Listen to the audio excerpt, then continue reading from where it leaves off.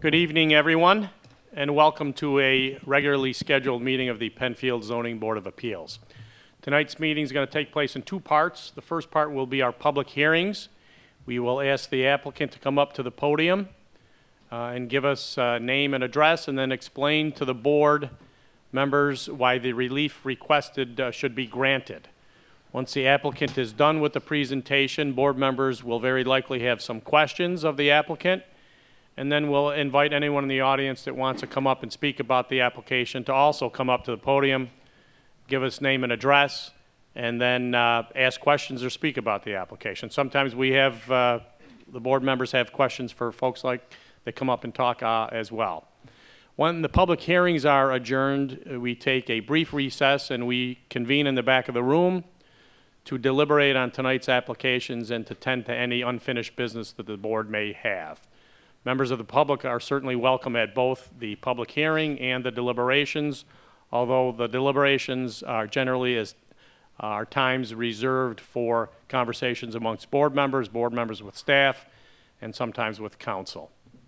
Our agenda tonight is average, I'd say. Certainly, as I just said, everyone's welcome to stay. If for whatever reason you cannot, feel free to call either Nancy or Harold tomorrow and find out what action, if any, the board took on a particular item. Every month I point out that it's the town's practice and policy to notify neighbors that live near the property which is being addressed in an application that the application is going to be heard. It's on our agenda, and the town does this so that neighbors are more fully informed of their right to come in and speak about the application. Town does it via postcard. Town does it by making applicants post signs out in front of the house. Town does it electronically, and as I always say, the old-fashioned way, by posting it on the board outside. So with that having been said, I'd ask everyone to rise and join me in the Pledge of Allegiance. Pledge allegiance to the flag of the United States of America, and to the republic for which it stands, one nation, under God, indivisible, with liberty and justice for all. And before we start tonight, as much as I want to jump in and talk about Taco Bell because I skipped dinner, I just note that we have a scout in the room, do we? Zach Eberhardt? Come on up for a second, Zach. Well, you have to earn your badge, right? Why don't you grab that microphone and tell us a little bit about why you're here and what you hope to learn. Oh, okay. So I'm with Troop 312. We're at the Penfield Presbyterian Church, and I'm trying to earn my citizenship with the community merit badge. And part of one of the requirements is I have to come to one of these board meetings and just listen and jot down some notes and then talk to my merit badge counselor about what went on. Fantastic. And you decided to choose the best looking board to come to? Yes. Good choice. Okay, Zach, good luck to you. Zach, do you want to do the presentation? Well, I was going to say that You the get an last extra guy badge. that came had the responsibility of pointing the infrared marker. That's it. There you go. Great. Well, welcome, Zach, and everyone. Okay, Harold, may we have the first application, please?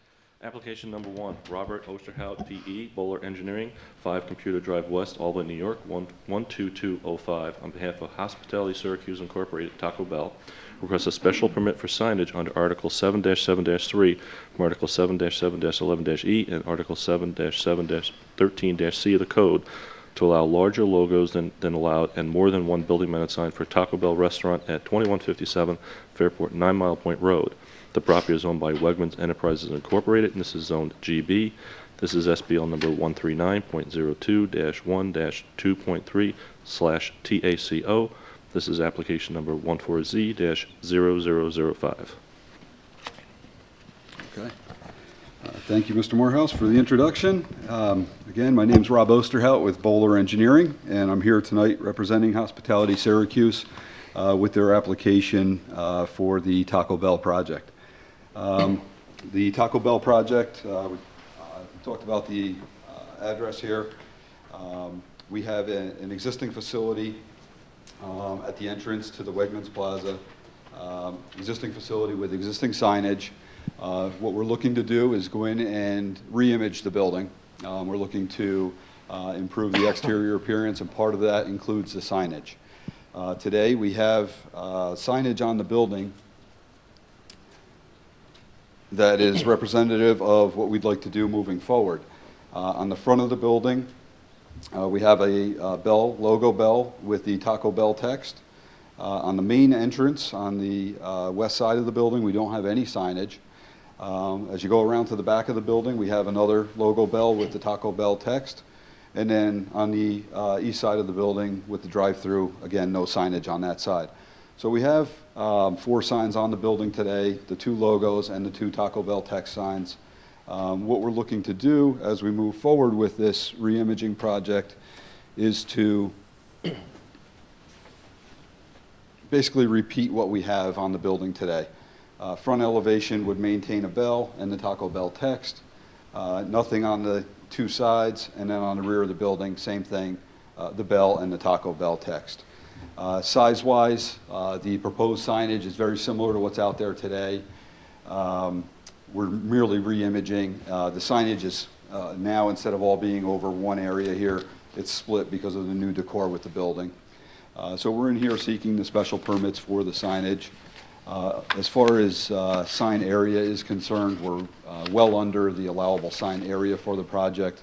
We're allowed 110 square feet of signage, and we're at 60 square feet and change. So we're roughly 60%, 63% of the allowable signage based on area. We are looking for the special permits to allow the 4 building signs as they're being interpreted today. So with that, our application is pretty straightforward in my mind. I'm certainly available to answer any questions you may have. I have some other photos of other businesses right in the direct proximity of the project site here that I'll just kind of walk you through, and then we can open it up to any questions. So these pictures were all taken right at the intersection where Taco Bell is located. We've got AAA on the opposite side of the road. There's 3 logo signs on the AAA building with their text sign out front and another logo on that. On the other side of the corner, we have Rite Aid with signage on both sides of their building. They're on a corner lot. The next building back, the part of the plaza, has Metro Mattress and Zoom Tan. Both of those facilities have signage on 2 faces of the building. We've got the Subway that lies back behind the Hess facility on the opposite corner of the intersection. They actually have 3 signs on their building. And then we've got Bank of America in the same plaza over there with 2 signs. Monroe over by Rite Aid has a couple of signs as well.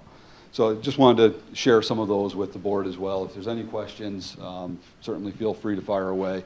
I have with me John Mason from Hospitality Syracuse, so if there's any questions directly for the applicant, we have representation there as well. Okay. Thank you. In my mind, we've already approved signs in both locations, both the east and west faces of the property. So that issue's more or less been addressed, and the need for that has already been established based on the fact that we've approved the subsequent, or a prior board has approved that, correct? Yes. And in effect, what you're really doing is separating the word from the bell. The words Taco Bell from the actual Bell logo. And instead of putting one, basically they're sort of in close proximity, but not as close as they were before. And basically, staff has made the determination that those are 2 separate signs, even though you could sort of read them together. And also that one sign is just the logo. I think if the existing signs now are actually more or less 2 separate structures, are they not? They are. They're 2 independent. They're actually 3 independent signs because the bell is separate from the Taco Bell. Taco Bell, one for each Bell. word. Yeah. Okay. So then the question is that going to make a significant difference from aesthetics and the other considerations that we have to look at? Basically, I had, you're asking for about 74 square feet, and that you had about 60, a little over 60 square feet with the old one. So it's about 25% larger. Does that jive with what you're? Yeah, the existing signage, I don't have the exact square footage on the existing. I know it's very comparable to what we have. The locations are the same, the areas. I think when you look at the areas, when you box them out, they're very comparable. And essentially, you're sort of getting away from the arched look or the rounded look and going to That's right, yeah. Kind of thing? Yep, the new image is to square everything off versus the arch tower that we have in the front, the arched windows. The new and improved elevations have everything squared off. The windows are squared off, the towers are squared off. Earth tone colors are introduced now versus some of the other, pastel type colors, I'll call it. The side panels where the Taco Bell is going to appear, Yes. those, you haven't increased those at all from what's there now, have you? No, if you look at, there's a new parapet that we're doing there. It's strictly to, dress it up. You can see on the existing condition, you can see a lot more of the roof, the clay tile roof here. And in the proposed condition, you can see that that's a little more limited. So that parapet is increasing a little bit, but it's, some trim work and some decoration. But basically, that boxed arch structure in the middle is Oh, about the same dimension as the other one? It's actually, it's a little more restricted with the new look. And the reason for that is because we have these towers on either side that provide vertical accents. So the area that's allocated for the sign is a little bit constricted by those vertical elements. And the area for where the Taco Bell appears maybe a little bit higher, but it's no wider? Is that what you're basically saying? Yeah, it's actually, this area is a little bit narrower because of the tower elements that are being added. Yep. But yeah, as far as, like if we looked at these signs as a single sign, which we did just for a scenario, and those signs would still meet the square footage requirements that we'd be allowed under the code. Right. And then obviously the logo portion of it would be reduced as well. It wouldn't necessarily be 100% logo. It would be, on the order of 50% to 60%. And the colors are approximately how they appear there? Yeah, we try to get them close, but obviously, we have some printing constraints and everything where they don't come out exact. But the bell's got to look pretty much the same as it does now as far as color now. It is. It's very similar. It's the updated image, but, we've got rid of the background to it, and now it's just the bell. Yep. That's all I have. Thank you. Anything else from the board? Are the new signs higher from the ground level in the air, or are they the same height? compared to the old? If you look, let's see, if I can hold these side by side and hold the microphone, I can probably. Great, thanks, John. John's nice and tall, he can reach right over the top and hold these. So if you're looking at the front elevation. You're blocking the camera's view a little bit, so if you Oh, I'm can- sorry. Yeah, Okay. maybe you need to carry over. Or move the post. If you look at the front elevation, that's a good one to refer to here. The bell relative to the clay tile roof, the top of the bell is very close to the top of the clay tile. And if you look at the existing condition, that bell is very similar. It's probably a little bit higher, actually, than what it's going to be with the proposed condition. Anything else from the board? Anyone in the audience care to speak about this application? Okay, thank you very much. Thank you. Application number 2, Kurt Wright, Sign and Lighting Services LLC, 530 Route 104, Ontario, New York, 14519. On behalf of Vision Dodge Chrysler Jeep Ram, requests a special permit for signage under Article 3 or Article 7-7-3 from Article 7-7-13-C of the code to allow additional building-mounted signage at 920 Panorama Trail South. The property is owned by 920 Panorama Trail South LLC and is Zone GB. This is SBL number 139.09-1-60.21. This is application number 14Z-0014. Good evening, Kirk Wright, Sign and Lighting Services, 530 Route 104. I have Mike McElwain and Mark Letke with me. They're with the Vision Automotive Group. What we're looking to do, the board may recognize the sign package. It was in front of the board in May of 2013 and received approval. All these signs are the same. We're looking to make them a little bit larger. The existing square footage I'm sorry, the total square footage, we end up at 170.21 square feet for all the signage on the building. At 2 square feet per lineal foot for the code, we're allowed 301 square feet, so we're well underneath the allowed square feet. And a total, from what the board approved, we're looking for an additional 67.21 square feet of signage spread out over 6 signs. So it,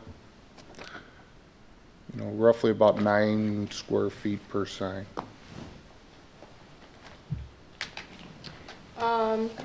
On the Chrysler sign, could we take these one at a time? Absolutely. With Chrysler? Are those wings or whatever that is, was that on the original approval back in May? Yes, it was. I have stamped from the board what was applied and what was Okay. approved. Okay. Now, could you tell us on that sign exactly how much larger it's going to be? That sign, the new sign that we're looking for is 5.08 square feet larger.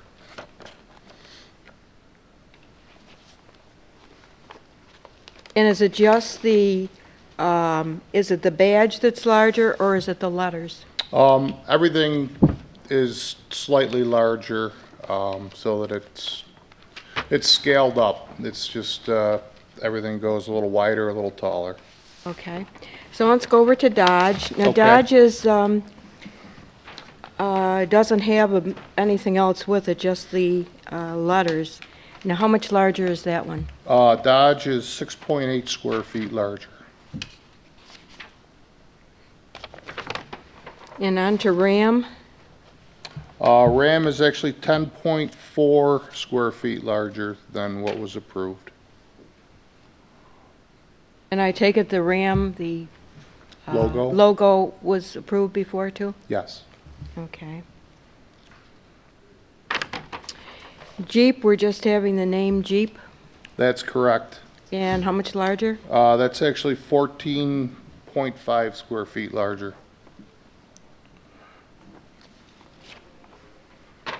And the Vision sign? The Vision letters are 9.4 square feet larger.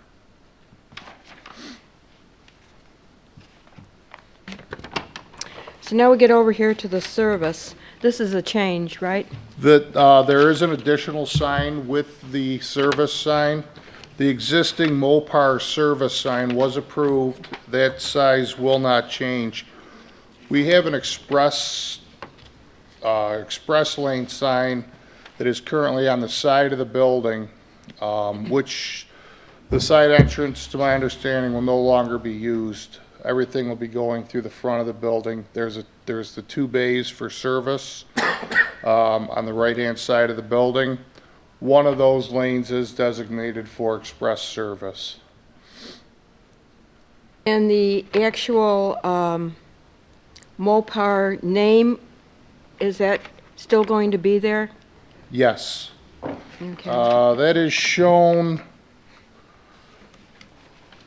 in the drawing 3244876, which shows the entire front elevation. Shows how it's This is going to look on the existing. right end. Okay. Okay, now what is that on the yellow underneath the express sign?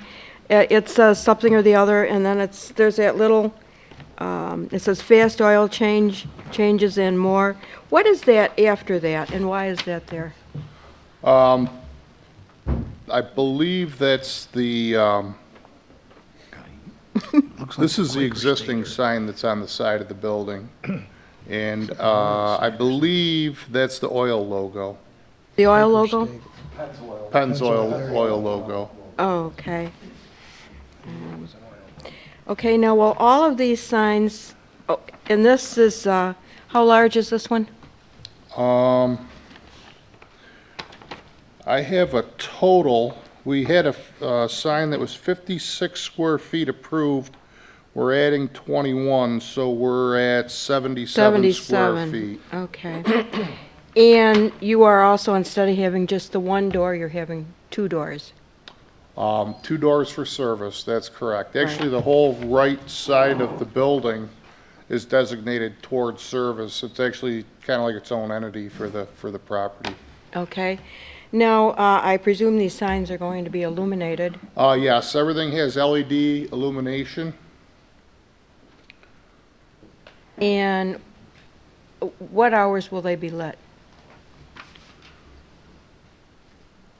I would assume, From dusk to dawn, maybe, or? From dusk to dawn. Okay. And will all of the signs be lit the same, the service and all of the other ones, all the same? Okay. You know, if we're going to interact with them anymore, you should get up here and just, I can't be, well, yeah, I apologize. I can't be sure the microphones are going to be able to pick you up over there, and it's. I understand. My name's Mike McElwain. I'm the general manager of Vision Dodge. Okay. And this building is going to be painted gray, the whole building? Yes, ma'am. Okay. When do you presume to have these signs up? 4 weeks after approval. And we assume that this will be the last change on them? Yes, ma'am. The remodeling is finished? Yes, ma'am. Okay. I think that's all I have. Thank you. Thank you. Anything else from the board? I have one question. Yes, sir. How did you go about determining the need for larger signs? Or better yet, how did you determine what to ask for? Well, kind of when we added the 2 service bays, it changes the dynamic of our dealership. Our customers have been conditioned for the past 30 years to drive past the front of the building to get their car serviced and go around to the service department, which will no longer be there. And our footprint is pretty small there as far as parking goes, and the parking situation is challenging at best. And we thought it would be better if now we have 2 doors where customers can drive up, come inside, and get out of their car now. One is designed specifically to service your vehicle, and the other one is designed primarily for oil changes only. And it would help differentiate for the people if they can choose the correct door to go in. It'll speed up the process for them much easier. I think it'll create less confusion. It'll help to ease the cars off of a Panorama Trail South into our property so that we can control them from there. That covers the service sign and the express sign, but what about the actual brand signs? Well, we The didn't- Jeep, the We're only looking for a Chrysler. slight increase, and if you look aesthetically, when you add the other signs, or if you have no signage on that building, to make it all look correct, it needs to come up just a little bit. We're not asking for a big increase, but if you scale it down and look at even on a drawing, it just doesn't look big enough. And as we've learned with this past winter, any sign can be covered up at any time, depending on your snow conditions. So we'd like as much as we can possibly get, I obviously know stay with that, it. but so basically it's a question of aesthetics is what you're saying? It's a- Basically, if you look at the amount of frontage where a sign would go on the building, they look too small, you're existing? That's It's- correct. It's a 40 miles an hour zone through there. It's pretty tough to catch us when you go by there, so. Thank you. I was just going to ask, did the scale of the building increase with the remodel, and that's partially why the signs have increased in size? No, but we didn't really have any signage except for the original service sign plan for the one door over there. And by adding the express lane to help the customers differentiate, the smaller scale makes the other signs, makes everything, it throws the scale off for the rest of the project, so. Else from the board? Anyone in the audience care to speak about this? Okay, thank you very much. Thank you. Application number 3, Daniel Blomowski, Tim Hortons Cafe and Bake Shop, 4455 Transit Road, Williamsville, New York, 14221. Requests a special permit for signage under Article 7-7-3 from Article 7-7-13-C of the code to allow more than one building-mounted sign for Tim Hortons Cafe and Bake Shop at 2230 Penfield Road. The property is owned by LEM Associates and zoned LB. This is SBL number 140.01-1-8.1. This is application number 14Z-0015. Good evening, everyone. Again, Dan Blomowski with Tim Hortons. We're looking for an additional wall sign on our building. We opened the store in the fall of 13, and we had a little bit of a slow start, and we're trying to improve our situation. This site is to the east of Route 250. As you can tell, our peak hour of traffic is in the morning rush hour, during 7, 8 o'clock, thereabout. And when we put our front ground sign out as part of the initial application, we wanted to get the view of traffic coming westbound from the east. And adjacent to our property, Mr. Hermanson has a large wall of pine trees, which blocks a considerable amount of the view. And he allowed us to do some minor trimming on his lower branches of those trees, and we were able to get a good visibility to our ground sign. However, by doing that, it also was blocked by our neighbors to the west. There's some landscaping and some visibility issues. So by the McDonald's intersection near 250, there's really no identity for our building. So all we have now is the front wall sign that is on the front face of our building. It's about 19 square feet. We're allowed approximately, I think, 62 square feet based on the width of our building. And what we're trying to do is put the same sign, 19 square feet, on the west side of our building, right above our drive-through window, which would give us an identity from the west and allow vehicles and traffic to actually see our building and identify it as a Tim Hortons, because from the west, our front ground sign is completely not visible. Our other option at the time was to do a pylon sign, which would have been visible from the west. However, it would have been completely invisible from the east because of Mr. Hermanson's signs. And he was great during the whole planning and construction process. He allowed us to clear out a little bit of his landscape and branches. So what we're trying to do is get some sort of an identity from the west of the property. And again, our square footage total would be about 38, where I think our allowance is approximately 60 to maybe 62 square feet. It would be the same exact sign that's on the front of the building, have LED illumination, and again, it's as an opportunity to try and boost our business a little bit, because we have had a little bit of a slow start out of the gate at that location. If the peak traffic's moving westbound, wouldn't you want to put the sign on the east side to capture them in the morning so they can see it? The peak traffic is moving. In the morning, I think everyone's going towards the city, right? It's coming westbound. So wouldn't you want the sign, wouldn't you want it on the other side? Oh, on the building, you mean? Right. Sorry, yeah. On the building, wouldn't it make more sense to put it on the east side? I was just wondering if you're trying to capture peak traffic.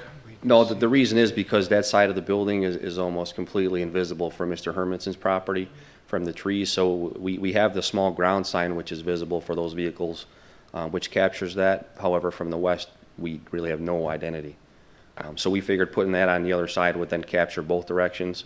Anything that we put on the east side of the building would just be blocked by the long row of pines. Is there any other options in terms of raising the pylon sign possibly, or is that, something you consider as a design alternative? Really, the only options we had was either a ground sign or putting in a pylon. And again, the pylon would have been blocked by Mr. Hermanson's trees, as well as there's a couple trees within the right-of-way near the sidewalk that are very large and do block the view. So the only option to get visibility for the westbound vehicles was to put a ground monument sign. How did you determine placing that sign on that side of the building where you're actually proposing it? Typically, when it's allowed, we always try to get two wall signs, one on the front and one on the side. It just so happens to fit the best for us right at the drive-through window. It's a hipped roof structure, and it does have a peak. I think on the rendering that I had provided, that same exact size sign that's on the front. Right above the drive-through, yeah. Yeah. That's all I have. Anybody else? I just wanted to make a comment. I just found your signage to be an exercise in restraint, both building mounted and the monument sign. And it's almost, because it's relatively small in size, the building mounted sign, it actually, I think, draws your eye to the sign that much more, because you have the brick surrounding it. So Yes. it's kind of interesting, because we get more and more applications for larger signs, and sometimes smaller is better, so I think. Yeah, a recent project that we did actually had a larger sign that was mounted to the front of the peak instead of underneath the peak on the brick. And we've done it both ways. In this situation, we wanted to provide initially a variance-free application, and initially for the signage we did that, and we wanted to keep it not overbearing. And again, we just didn't ask for the variance up front. In hindsight, we probably should have. Are you familiar with the performance of other relatively new Tim Hortons in this area?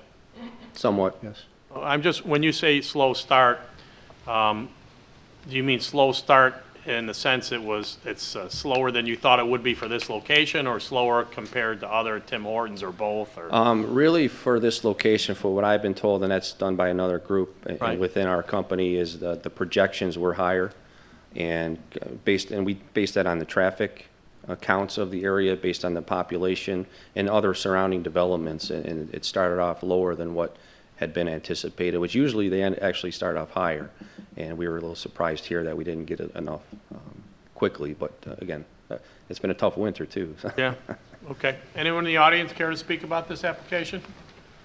All right, thank you very much. Thank you. Application number 4, Zachary Copey, St. Pauli Textile Incorporated, 1067 Gateway Drive, Farmington, New York, 14425. Request an area variance and a special permit for outside storage and display from Article 4-4-24 of the Code to allow a clothing collection receptacle at 35 and 39 Gebhardt Road. The property is owned by St. Joseph's Catholic Church and School and is zoned R-1-15. This is SBL number 124.18-1-83.1. This is application number 14Z-000016. Okay, thank you very much for having me here today. I'm actually Ben DeGeorge here in Zach Cope's place. My dad founded St. Pauli Textile 18 years ago, and my two brothers and my dad and I are all in the company together. We have several clothing drop-off sheds right now in the town of Penfield. One of them is actually at the town barn now, as you may or may not know. All of the sheds that we have in Penfield are sponsored by Habitat for Humanity. And this location would be the same, located at St. Joseph's Church. The reason why we're here tonight is to work on the distance from the property line issue. The shed that we are proposing to place at St. Joseph's Catholic Church is 75 feet away from the property line, whereas usually 150 feet is required in a situation like this. So if you're familiar with our clothing drop-off sheds, community members visit our sheds, drop off used clothing. We then pick up that clothing, send it all over the U.S. and world. We collect right around 70,000 pounds of clothing a day, and then send that all over to organizations like the Red Cross or the UN, or governments overseas. And then the organizations that help with that collection locally, so in this case Habitat for Humanity, receives funding based upon how much clothing comes into the shed.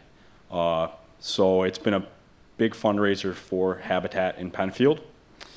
And again, in this case, people will be able to visit the clothing drop-off shed, drop off clothing.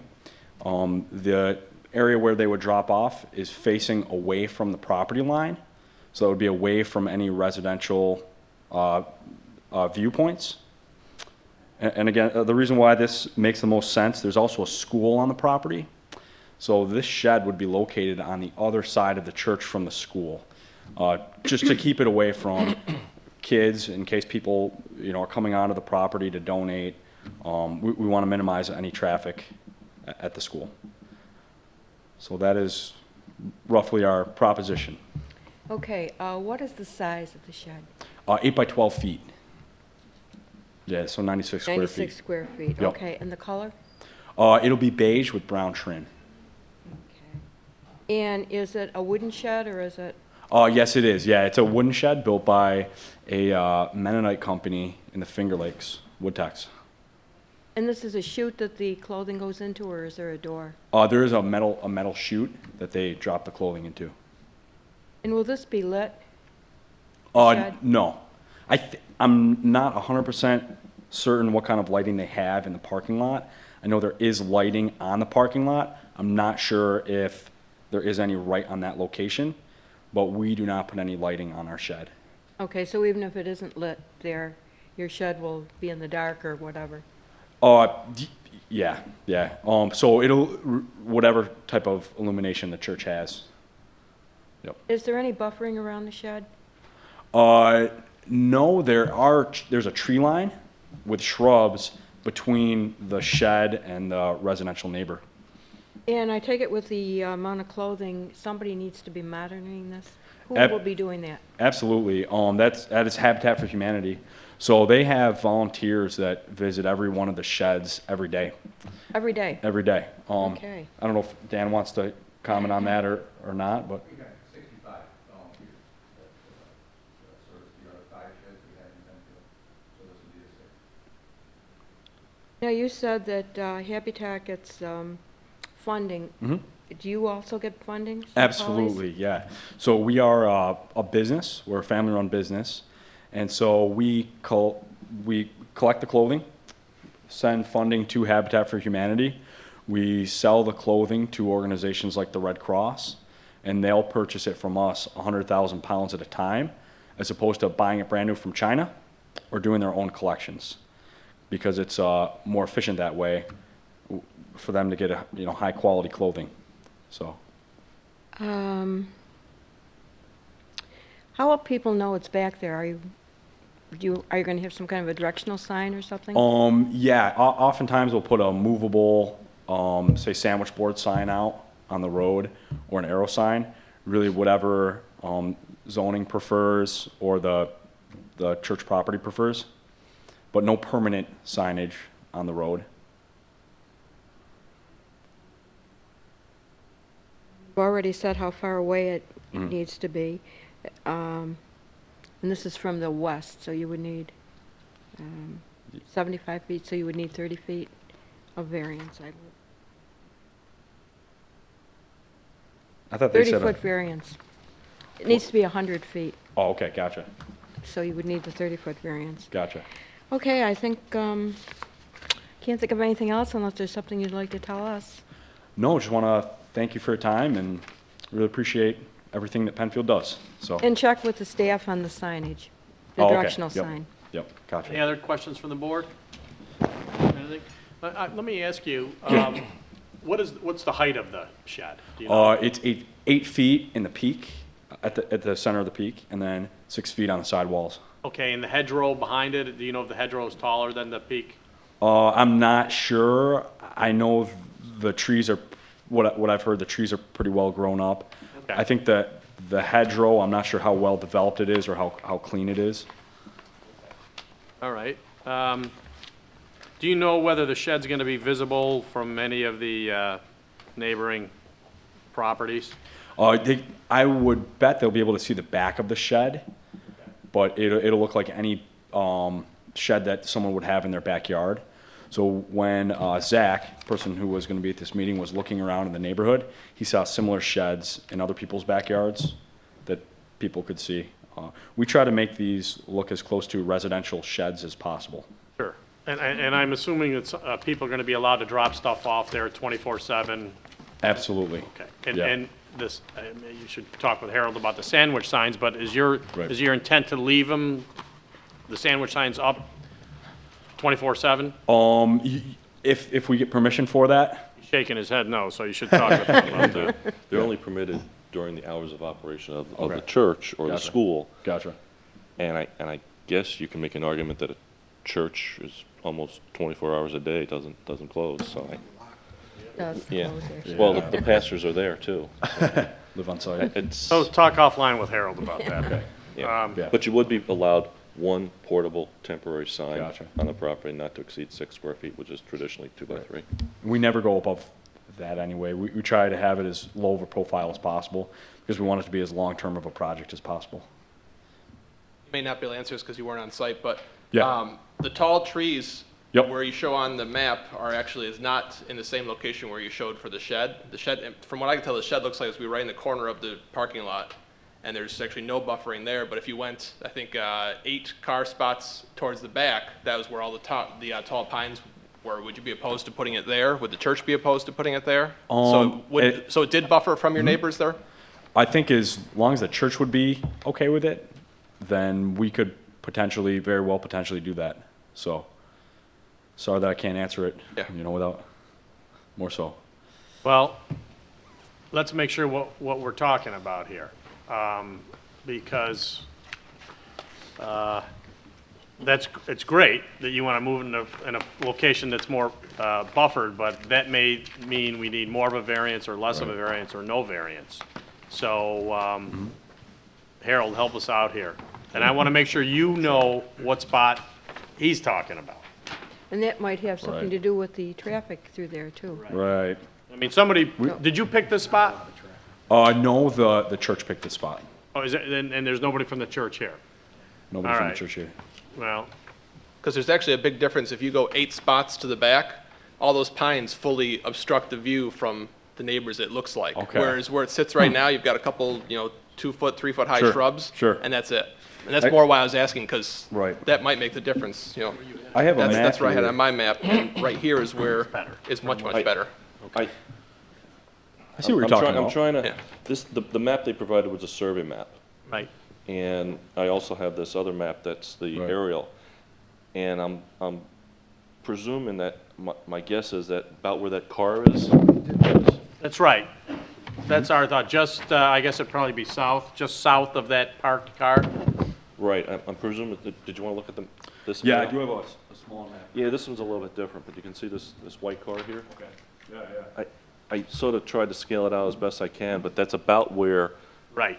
the Now, shed, I'll let Andres explain where he's suggesting it go, just so everybody is clear. Oh, here, I'll show you right here. On this map right here, you've got right in the corner of the Right, parking lot, there's actually a right. big snow pile there right now. But there's actually no visual barrier, there's no buffer between that and the neighbors except for some really, really small bushes, very thin too. Gotcha. If you went up higher right here, Yeah. like where this car's parked, if you go about 8, 9 spots up, there's the tall north. pine trees where I think it's a full visual barrier and I think you'd have less complaints, if any, from your neighbors then at that point. And that was more what I was Makes sense. questioning. And that's up to the church. Yeah, It is- I it Because just, it is in the middle of a parking area now, Yeah. and It's already. it might make a difference long-term. In the location that's proposed, if the church does not want to do that spot that you're talking about, we could plant more shrubs, bushes, what have you, behind the shed.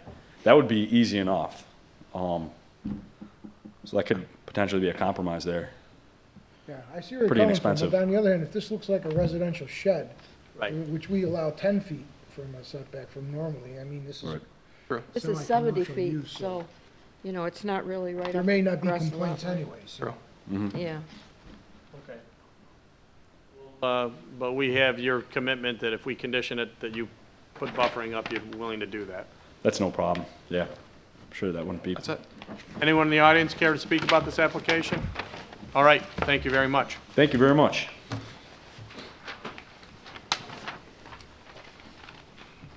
application number 4, or 5, Paul Colucci, the DeMarco Group, 1950 Brighton Henrietta Town Line Road, Rochester, New York, 14623, requests an area variance from Article 3-3-78-B, Article 4-4-11, Article 4-4-11-F to allow more lot coverage, smaller parking spaces, and less parking spaces than required by code, and a special permit for outside storage display under Article 4-4-24 to allow the outside storage display at 1900, 1902, 1970, 1994-C, and 1994-B Empire Boulevard.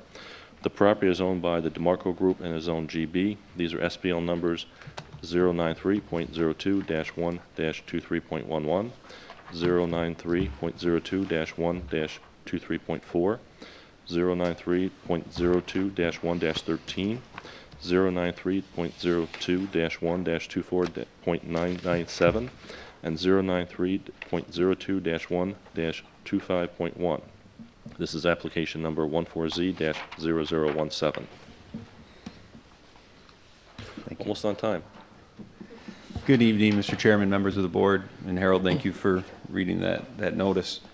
We're here tonight seeking area variances, as Harold read, as well as a special permit for outdoor display for our project, Baytown Plaza, the redevelopment and expansion of Baytown Plaza, 1900 Empire Boulevard.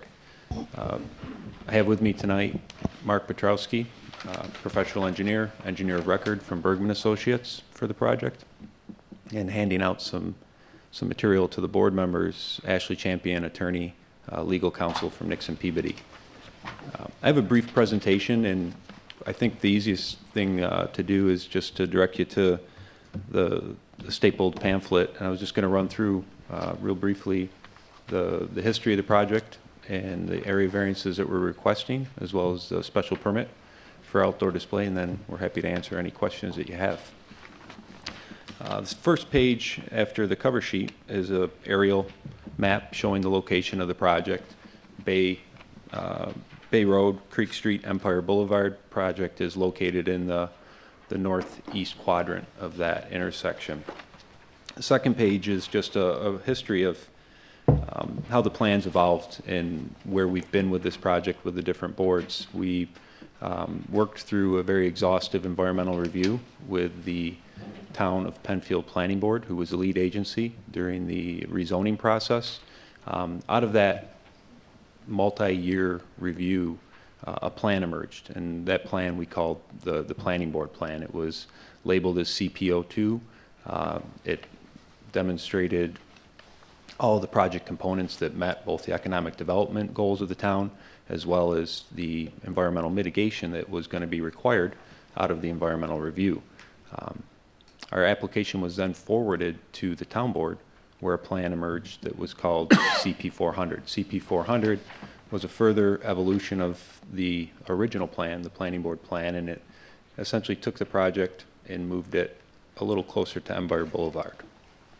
The next sheet that you'll see in that handout is CPO2. I apologize that some of the text and the line weights are a little tough when you shrink it down to a PowerPoint slide. It gets a little tough, but the essence of CPO2 was a plan that had approximately 485 to 490,000 square feet of total build out. And this plan demonstrated a total parking ratio of 5.4 per thousand. We attempted to meet and have a code compliant plan. And this plan, as you can see, some of the distances that I labeled in red in the back show a buffer of approximately 300 feet to the east and 420 feet from the building to the residences to the south on Guy Grace. After we concluded our process with the planning board, as I said earlier, the town board worked with us through another period of review and evolution of the plan, and over a period of about 6 months, concluded with a final rezoning determination for the property that this project is partially located on. This plan called CP400. And as you can see, the distances and the area to remain undisturbed and the buffer to the back grew. In essence, compressed the development area, and this plan represents an overall parking ratio of 5 parking spaces per thousand, and still retained all of the goals, as I said earlier, which were the economic development goals for the town of Penfield, as well as the applicant. The plan on the next sheet is our site plan as proposed and as submitted to the Town of Penfield Planning Department on January 31st. And we had our first public hearing and review with the planning board last week. This plan is the plan that was CP400, the town board plan essentially engineered. So we're advancing this plan for review with the planning board, and the metrics that I want to point to are on the next sheet. And really I'll just focus on the total build out of this project that we're representing today is 489,810 square feet. A little further down, that results in a parking ratio of 5 per thousand overall.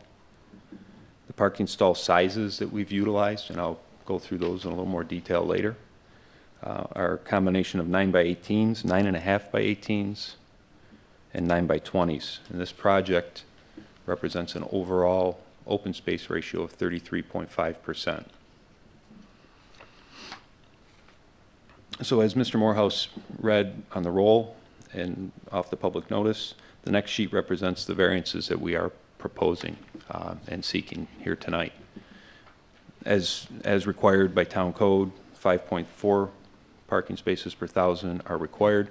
Our project proposes 5 per thousand. We did submit, along with our application, the finding statement, and we responded to the questions of need for the application demonstrating that we were really guided by the town board and the planning board, actually I should say more the town board, to seek these variances, that it was recommended in the rezoning resolution that the applicant seek parking ratios less than those required by code, as well as parking space size less than required by code. So, as I read through earlier, we're also seeking area variances for parking stall size. The open space that we're proposing is 33.5% overall. The existing plaza, and I'll kind of highlight that on the next page, the existing plaza has an existing open space variance of 27%. So we're actually, by virtue of developing this project and taking this additional land in, we're improving that existing variance. And then the last component of the hearing tonight that we're here for is for a special permit for outdoor display for our anchor tenant, Walmart. They utilize this for seasonal outdoor merchandise. It's operated from April through September.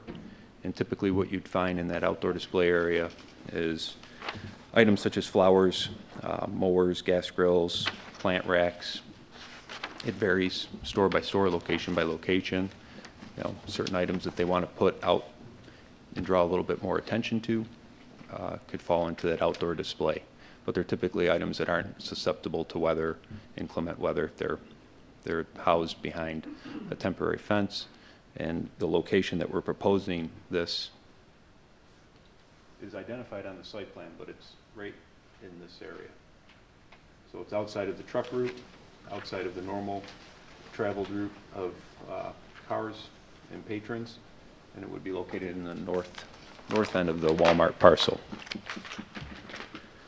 The point of sale that would engage with that outdoor display does remain inside. So typically a customer identifies something they want, they notify an attendant inside, they make the point of sale inside, and then they would pick it up outside. During peak times, maybe at the Memorial Day type, Labor Day, you know, the highest points of sale or highest time of sales, they could stage an attendant out there with remote register that they could actually engage in point of sale outside. So the next sheet shows an aerial of Baytown Plaza, and it shows the existing lots as they're configured today. There's 5 lots that comprise the lands of the project. The 2 lower lots that you can see highlighted in blue around Baytown Plaza are the lands of DeMarco Baytown Associates. Today, as I said, the plaza has an overall open space variance for 27%. Today, this parking for the plaza does meet code, 5.4 per thousand, and you can see how that was achieved back in the late 80s. They essentially put a lot of parking to the northeast of the existing Walmart and the existing strip building. It's never used. It winds up becoming overflow parking. Occasionally, employees park there, but for the most part, we've found through our history of owning the plaza that parking is just never used. The other lots, 2 to the north, fronting on Brant Point Drive, are owned by DeMarco Family Empire. Those would be re-subdivided into a lot that I'll represent on a subsequent slide that would be the town center. And then the last lot to the rear is owned by DeMarco Brant Point, and that will be the Walmart parcel. So the next slide, or the next sheet, represents the parking ratio, and you have a handout that might be a little easier to read. It's an 11/17, a little clearer. But as the lots are proposed to be configured on our proposed subdivision plan, starting at the top left lot owned by DeMarco Family Empire, that proposes an overall parking ratio of 11.93 per thousand spaces. That lot in and of itself would not require a variance for parking. Parking situated on that lot meets code, and it would meet the needs of that development. To the east of that is the DeMarco Brant Point lot. As proposed, there's 4.1 per thousand spaces for the Walmart lot. Walmart being 186,000 square feet, divide that into the number of spaces, we come up with 4.1. That includes the land-banked parking spaces that are to the east of the Walmart. We have represented to the planning board that Walmart would forego actually striping those and utilizing those as a mechanism to enhance the buffer to the residences to the east. One of the suggestions of the rezoning resolution was that Walmart only utilize those if it demonstrates a need. They've conveyed to us through the process that we've been developing the plan with them that they would pave those, but they would not stripe those and they wouldn't utilize those spaces. The last lot is owned by DeMarco Baytown Associates.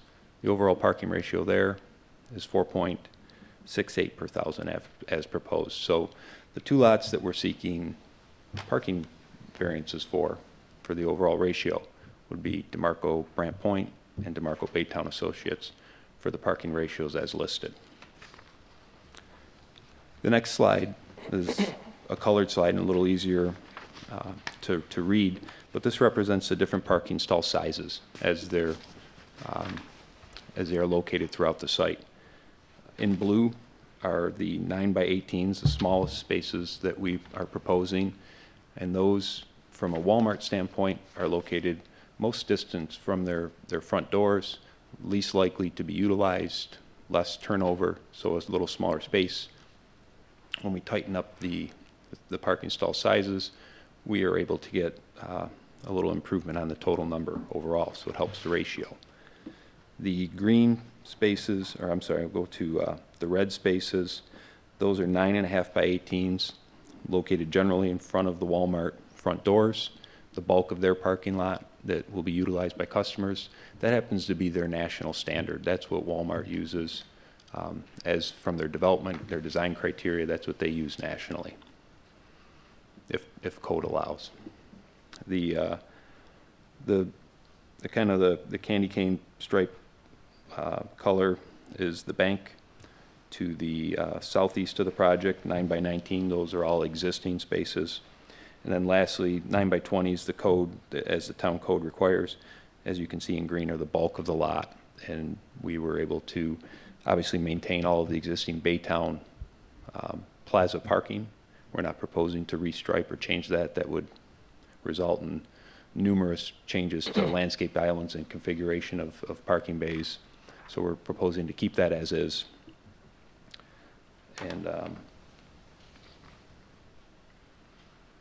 think that's all I wanted to represent there. Lastly, the open space slide is next in your handout.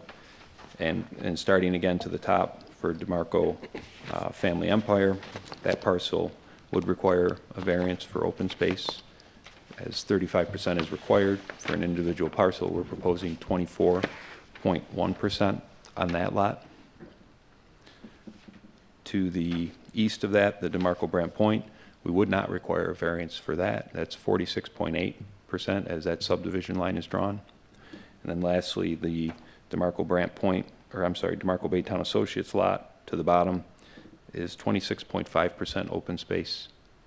And again, the existing Baytown Associates has an open space variance for 27%. Combined overall, we achieve a 33.5% open space for the entire project. And I should note that we used a very strict definition of the code. The way the code reads, open space is anything not encumbered by a building or parking. The way the planning board and the way the town has historically interpreted open space includes sidewalks and walkways, or does not include sidewalks and walkways. If we took into account the sidewalks and walkways, we would be in excess of 35%. So it's a little stricter definition the way that the town applies it. We could meet 35%, but we're taking a conservative approach to representing these and seeking the variance for that. The last slide is just the site plan that's behind me, and was going to use that just to engage in some dialogue or any questions that you had for us. Well, the current Walmart operating now, I guess on the south side of it, there's what I'd call the garden area, if you will. Is it? And maybe I should ask Harold, is that considered outside storage the way that's set up? Yes, that was considered outside storage and display area, and they were given approval for that, I want to say is in the mid to early 90s when Yeah, they Walmart did an requested that, because it expansion. wasn't part of the original site plan approval to have that area. Yep. And I believe that originally was a driving lane that went around to the back of the building. Correct. On that south side, yeah. Yep, correct. And where you're proposing it now, Paul, is to the north of the, what would be the new store? The garden center will be to the north. All right, and are people gonna be able to enter that from inside the store and outside the store, do you know? Yes. All right, and I'm not sure if they can from outside the store on this one or not. It On doesn't the really. existing store? Sometimes you can. Yeah, maybe in the summer. Yeah, in the high peak times of the year, they do, but they generally Okay. try to keep it gated off, locked off, so Right. they don't get. All right, That's- and if I heard you accurate. correctly, in busy times, they may have somebody out there with one of those machines where they can actually cash people out right there. Right, so let me just make a real quick differentiation between the garden center and the outdoor display. So the garden center, as you're identifying, is this, and that Right. is generally considered part of the building. The outdoor display is seasonal from April to September, and that's gonna be in a temporary fenced area. They typically use like concrete sleepers and a split rail fence to contain the area. It's well maintained. It has larger type products that don't walk very easily, but that's truly the outdoor display Do they area. have anything similar now in the existing Walmart to that? Not on this site, but they do in several other locations locally. Before we move on, one of the plans that were submitted, C-101, showed 3 locations along the front of the store that would, my guess would be probably shelves to display Easter Plants. lilies, maybe tomato Yes, plants thank you and other for- things for like pointing that, that the out. annuals, That's- perennials that may be available, and probably more customer-friendly when they're just walking in the building.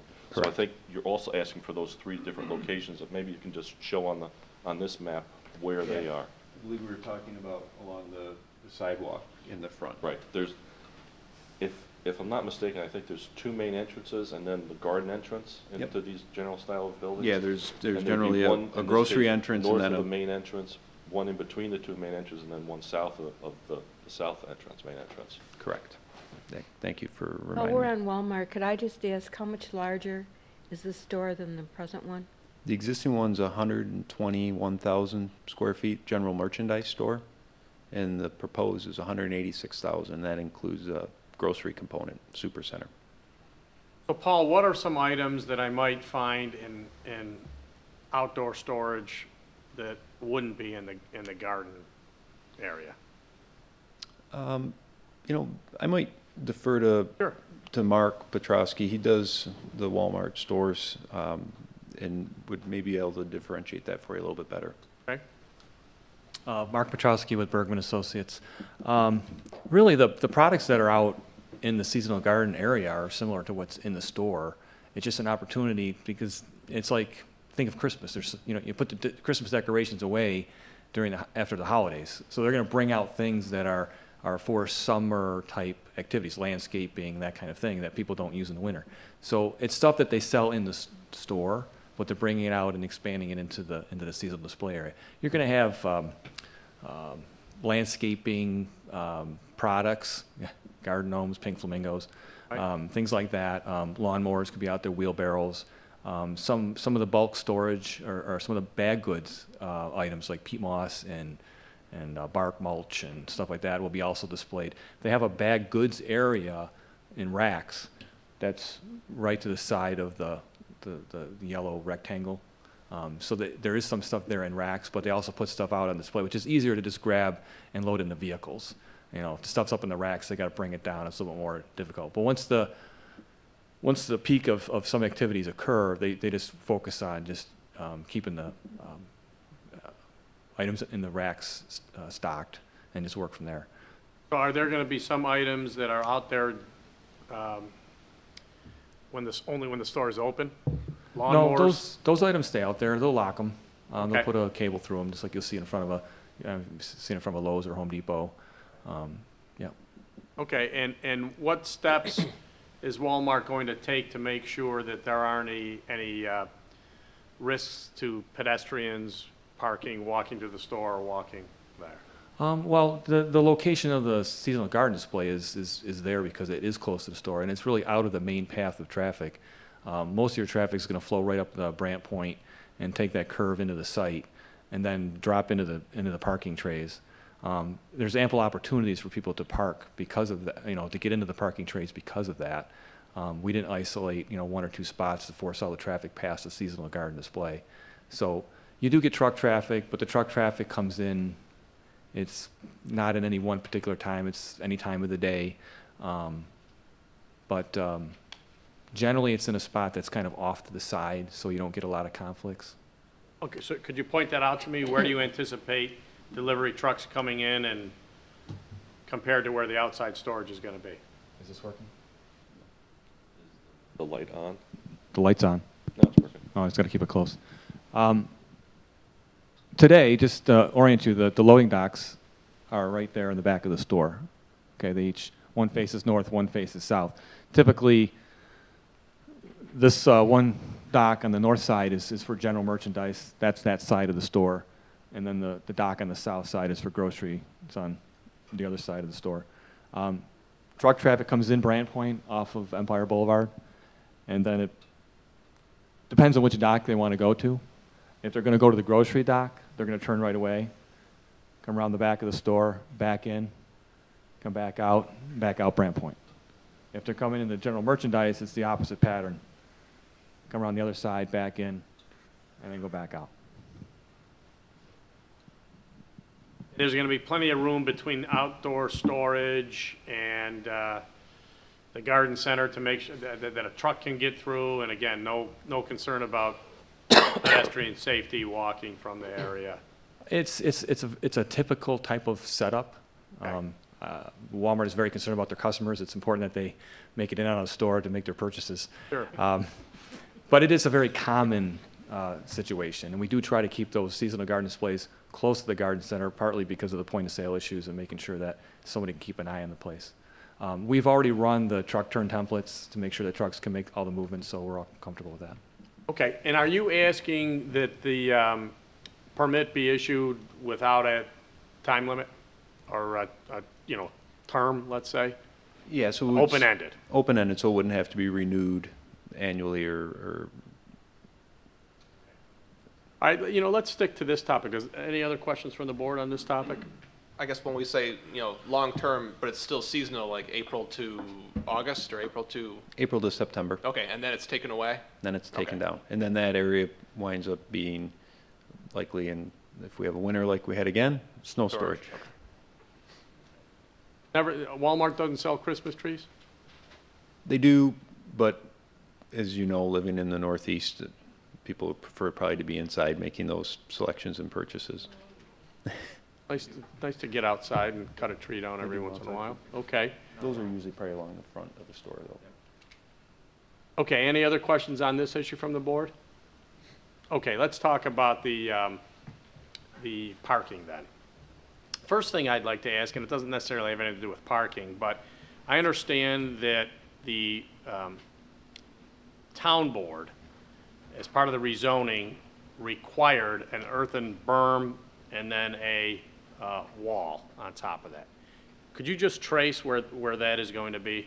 Sure. That was required ultimately by the joint combination of planning board and town board review. So that berm showed up in CPO2, and then it showed up again in CP400. So CPO2, the planning board plan, CP400, the town board plan.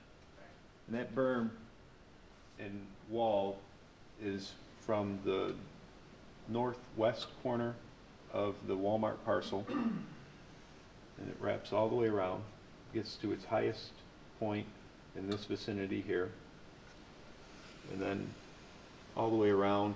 At this point, the berm tapers into a cut rock slope, or a cut slope, but the wall continues all the way to the very southeast corner of the parcel. And that wall is a decorative 8-foot post and panel wall.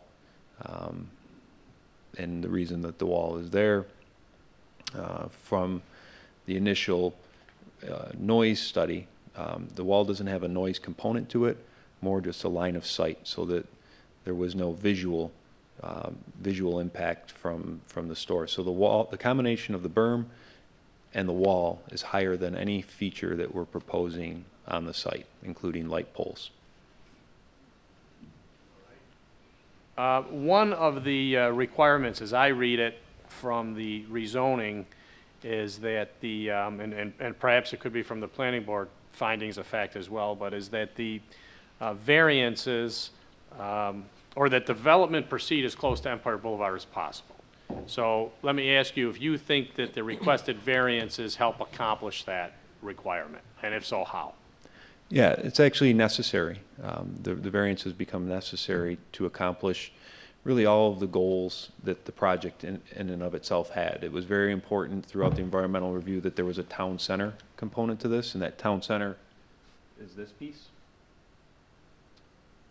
And then also the economic generator for us and really the driver of the whole development is the Walmart Supercenter. So to achieve the parking ratios that Walmart will work with on a national standard of a 4.0 or better, we need these variances not only to achieve the total parking ratio that we're seeking, but to comply with the requirements of our anchor tenant.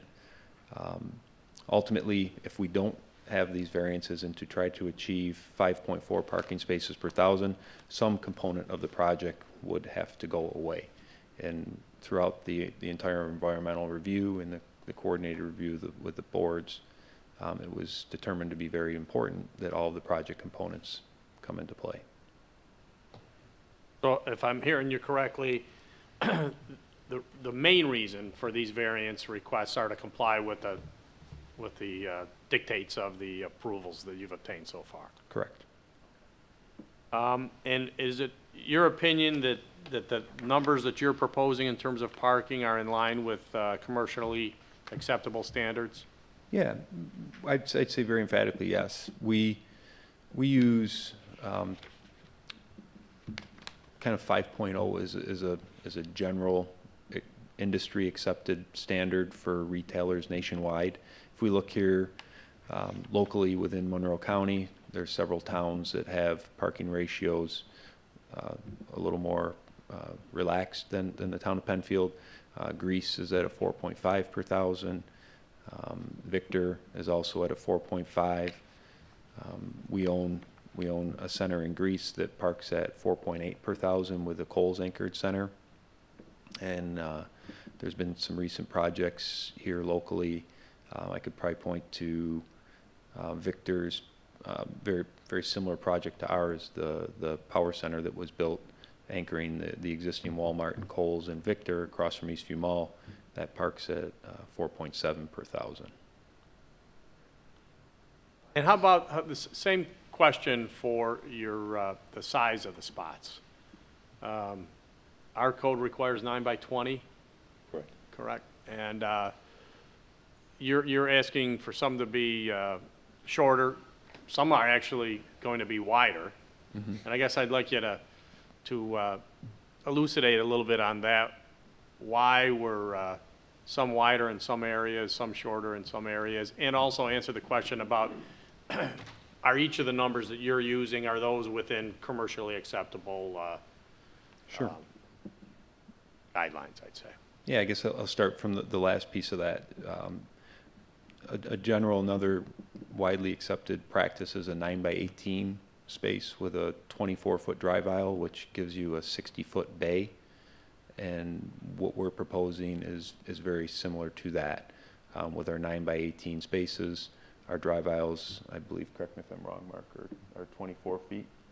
So we do meet that 60-foot bay, and that's really the comfort of the driver, pulling into a space and backing out of a space.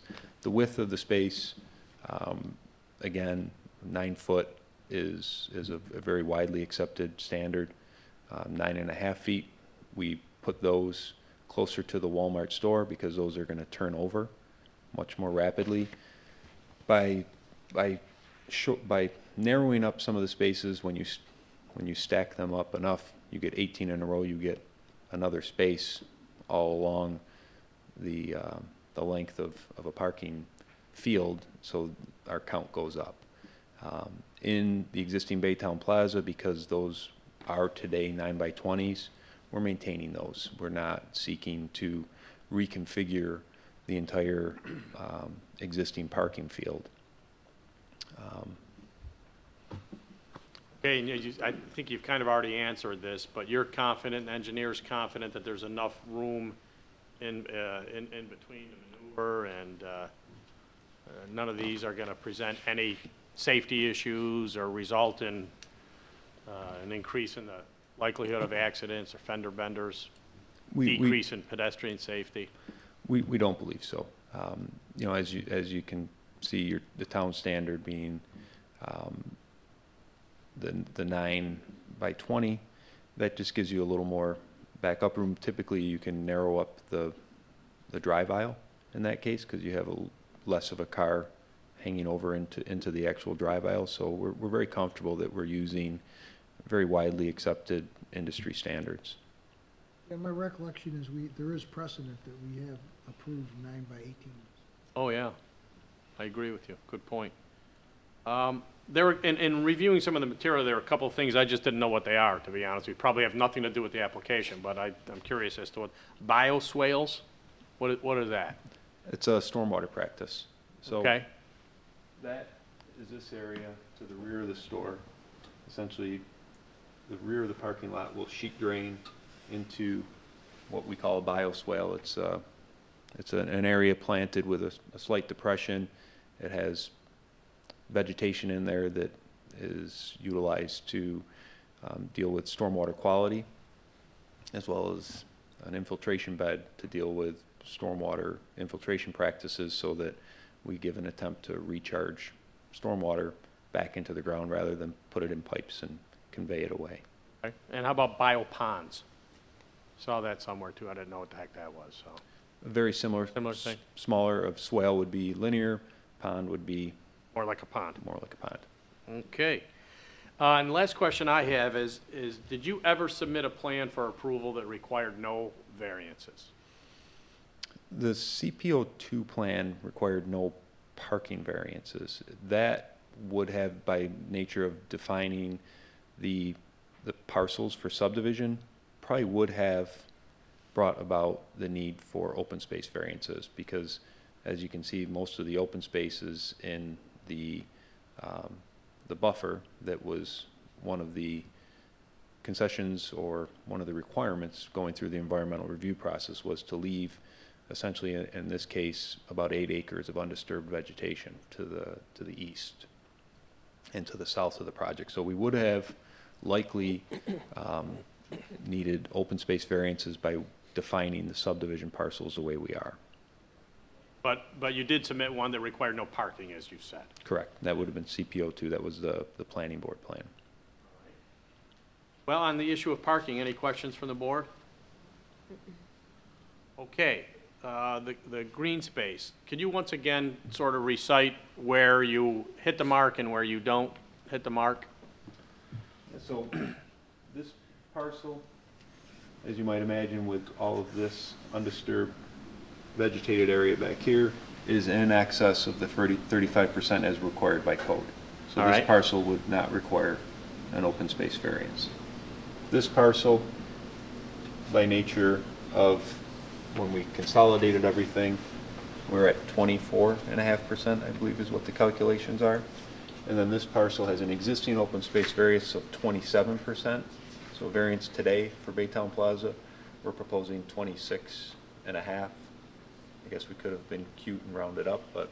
Slight reduction. A very slight reduction. Okay, so really, it sounds like the largest issue is, I think you described it before, as a northwest corner. Correct. And you just said that need was created when you, I think you said consolidated, whatever word you used. So tell me what you mean by that. We had a little more green on the inside of the internal parking field. When we moved this up 100 feet, some of that internal green went to the Okay. east. So green in the middle of the parking lot was, let's say, sacrificed for the sake of more green to serve as a buffer. Correct. Okay. All right, very good. Any questions from the board on the open space? I just had a question. If you aggregated all the parcels together, what would you have for coverage? For open space, 33 and a half. So we're slightly below, and again, we didn't want to get into a tit for tat with the planning board or the planning department or the building. We relied on their judgment, the way they interpret the code. The way the code reads, open space is anything other than parking lot and building. We took a very strict definition of green space. So. All right, anyone in the audience care to speak about this application? Come on up.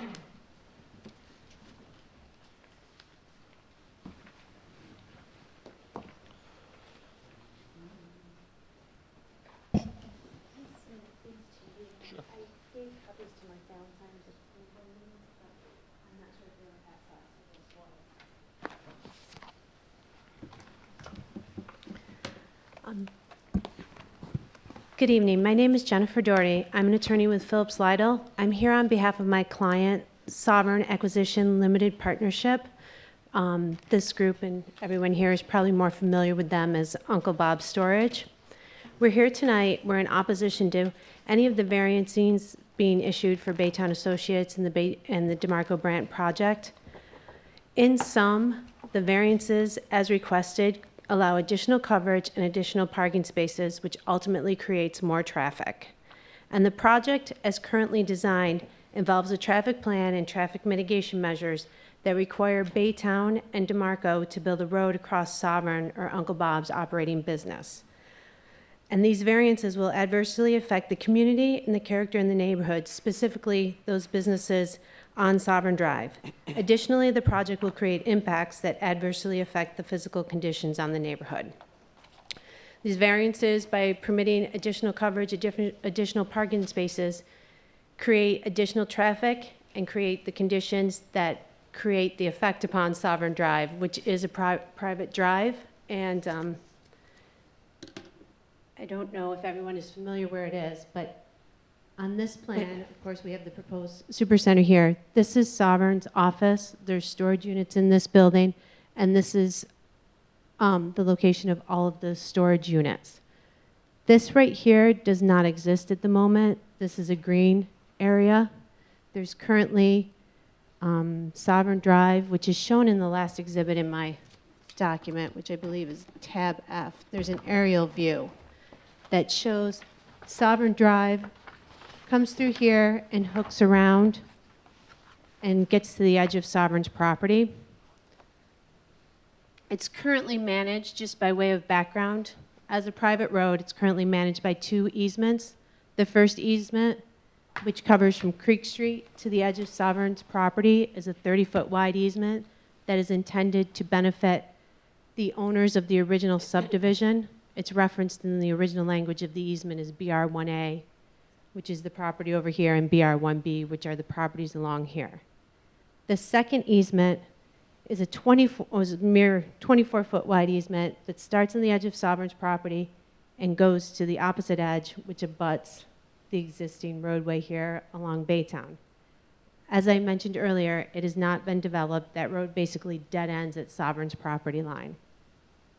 And by way of background, when people come in to visit Uncle Bob's Storage, they'll come into the office, they can buy boxes to put in their storage units, or if they're a prospective customer, they'll come in here, they'll meet with the staff, they'll jump in a golf cart and drive and look at the prospective units. So there's a lot of Sovereign's activity goes across the center of this property here. We've, of course, reviewed the easements that are there and exist for the property, and they're included in that document that I gave to you, and we don't believe that there is any permission or capability for Baytown and DeMarco to use these easements to cross to that property. That said, I know that's a little outside of the purview of the ZBA, but we've included that information if you would like to look at it.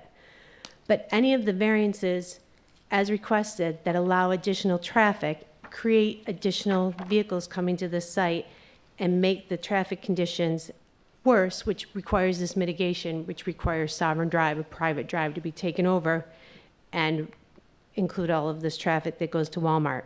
And just by way of example, during peak hours, it's anticipated that there's going to be 300 vehicles per hour coming down this road that's a mere 24 feet wide. And just to remind this board, the town of Pembroke's design specifications for even a commercial drive require a 30-foot wide roadway. So there is not enough room to build a road of sufficient space, which creates traffic issues, which affects the character of the community and affects the neighborhood. We therefore believe it's improper for this board to issue any variances prior to the resolution of these traffic mitigation issues, and we request that the board either deny the variances at this time or table them until this can be resolved. Does the board have any questions about the information? Well, yes, I do. First of all, I'm not sure I understand why the variances would lead. You've said that the variance, if granted, would lead to more traffic.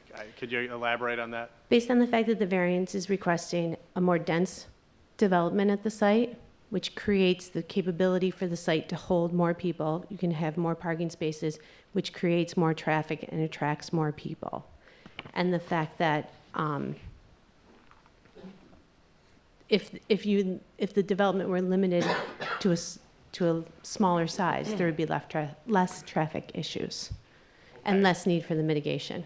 All right. Now, I'm understanding the applicant to say that the reason for the variances is not because the buildings are bigger, but because we had more green space and more buffer. And you may disagree with that, but I just want to make sure I understand your argument. And how much you're pointing out, and it seems pretty obvious, that if there is going to be an entrance from Creek Street through Sovereign into the plaza, there's going to be traffic that goes through there, obviously. You probably, and your client would probably prefer status quo, zero traffic through there. So my question to you is, how much difference is there going to be with that, if the traffic is allowed, how much difference are the variances going to make? Well, I think it all goes back to having an environmental impact statement that analyzes the project as a whole. And I think the Zoning Board of Appeals approval is dependent upon having adequate mitigation in an adequate environmental review. And I think the variances play into the project in whole, which requires that the environmental impact statement and the mitigation measures be adequate and be properly employed. Don't disagree with you. I guess what I'm asking is... the incremental difference? Exactly right. You're better at using big words than me, but exactly right. That would be a really difficult call to make, I believe. Okay. I think it goes back to the environmental impact statement, the mitigation measures, and if they're inadequate, they're inadequate. Now, fair enough, but it just seems obvious to me that your client would prefer zero rather than anything coming through there. Okay. Any other questions from the board? I don't know, it just seems like you could make the argument if the building was moved back, so there's less buffer, the spaces would be bigger, but you'd still have the same number of parking spaces, wouldn't you?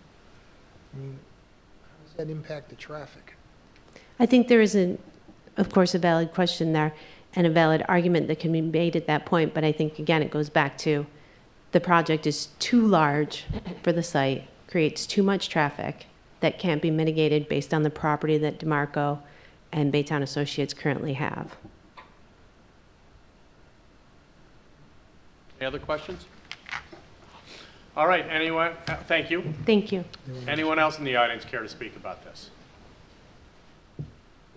Oh, you want to come on up? Yeah, Sure. just briefly. Sure. as Paul mentioned, I'm Ashley Champion with Nixon Peabody. It's our position that the reduction in the amount of parking spaces and the size of the spaces and the overall green space does not in any way impact the traffic coming to or from the site. I'm not really sure of the relation there. But I know it was also mentioned that these variances could potentially lead to adverse environmental impacts, and that's actually the opposite of what both the planning board and the town board found during their prolonged review of the project. They actually determined that the need for these variances was to ensure that there was adequate mitigation of potential environmental impacts, including related to noise and sound and traffic and other issues. And that's how the buffer and the berm were created. That's why it was required that the plaza be pulled to Empire Boulevard, and all of the other measures that have been taken on site, which in turn require smaller parking spaces, less parking spaces, and less green space. So as far as the Sovereign Drive access issues, we understand that that's currently something that town staff and the planning board are looking at. We would presume that this board would obviously have a condition on any of the variances that were issued, that site plan approval and the subdivision approval that we're requesting from the planning board be received before we can move forward with construction at the project site. So that issue is really, in our opinion, more proper for the planning board and town staff to deal with, and this board can be assured that it will have to come to some sort of conclusion before we'll be able to be issued our site plan and subdivision approval. So we don't really think it's an issue that you'd need to worry yourselves with. All right, thanks. Anyone else in the audience care to speak about this? Okay. I think our Boy Scout is ready to go home. I saw him yawn a little bit minutes ago. But this is as exciting as it gets. Okay. Well, thank you very much. Then that was the last application. So the hearings will be adjourned. We'll take a brief recess and we will reconvene in the back. Thank you all very much.